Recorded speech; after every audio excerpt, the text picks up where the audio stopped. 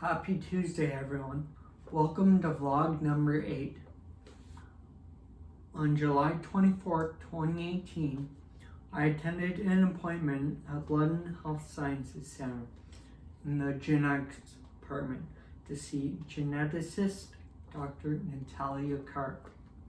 Dr. Karp completed an overall assessment just as the pediatrician and neurologist had in my previous appointments. In her written report, she had stated her observations and was suggestive of further genetic testing to be completed. She made out a requisition for more blood work to be done.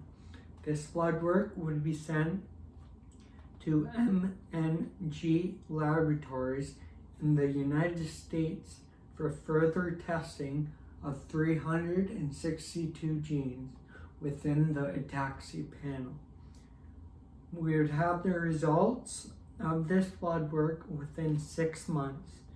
In her report, she stated that it would be important to shorten the odyssey for this family. Now we're on to a 6-month wait.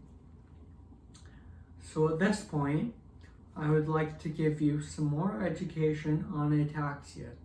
Here it is, Ataxia 101. There are several types of ataxia, approximately 50 in total. Once again, this condition happens when part of the brain called the cerebellum is damaged. There is no cure for ataxia, but symptoms can be treated. Most ataxias are progressive. Here are a few, but not all. Multiple systems ataxia, MSA for short. Friedreich's ataxia, ataxia telangiectasia, ataxia with oculomotor apraxia type 1 and 2, which is this guy right here. Dominant spastic ataxias, dominant spinocerebellar ataxia, episodic ataxia. In this group, there are approximately 8 subtypes. Recessive spastic ataxias. Research has now shown that there is a gluten ataxia. And finally, Wilson's disease. There are other conditions that can cause ataxia, including, but not limited to, alcohol misuse, certain medication, strokes, tumors, cerebral palsy, brain degeneration, and multiple sclerosis. Ataxia may be caused from head trauma, strokes, autoimmune diseases, infections, paraneoplastic syndromes, abnormalities in the brain, thyroid problems, vitamin E and vitamin B12 deficiencies, toxic relations or reactions, and now COVID-19 has been added to the list. I'd like to share more about toxic reactions. During all my testing, I learned that I was 12 times toxic in plastics, petroleums, pesticides, and phosphates. And certain recommendations were put in place for me to detoxify my body through functional medicine. As mentioned earlier, ataxia is a potential side effect of certain medications. Vitamin B6 toxicity may cause ataxia. Heavy metal poisoning, such as from mercury or lead and solvent poisoning, such as from paint thinners, that may cause ataxia.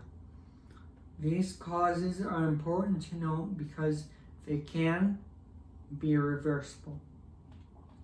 People with the condition, Wilson's disease, accumulate copper in their brain, livers, and other organs, which can cause neurological problems, including ataxia.